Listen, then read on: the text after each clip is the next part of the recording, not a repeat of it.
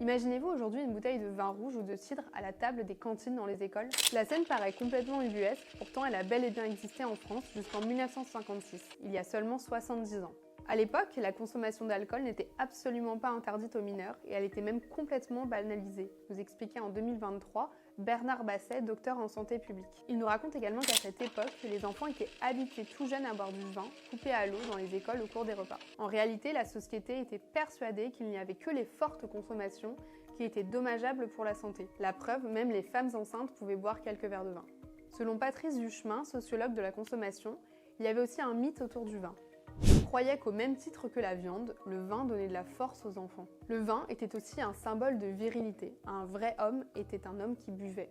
Un homme qui ne buvait pas, c'était suspect. Tout change avec l'arrivée de Pierre Mendès France à la tête du gouvernement sous la 4ème République en 1954. Il s'attaque alors à ce fléau qu'est l'alcool et crée le Haut Comité d'études et d'information sur l'alcoolisme. 2 ans plus tard, Pierre Mendès France est redevenu ministre d'État sous le gouvernement de Guy Mollet. Mais c'est tout de même sous son impulsion que sera signée la circulaire du 8 août 1956, qui interdit désormais l'alcool pour les écoliers de moins de 14 ans dans les cantines scolaires. Le verre de vin est alors remplacé par un verre de lait et un morceau de sucre. Mais pour les lycéens, l'alcool est toujours servi dans les réfectoires. Il faudra attendre 1981, sous le mandat de François Mitterrand, pour que le verre de vin soit interdit aussi dans les lycées.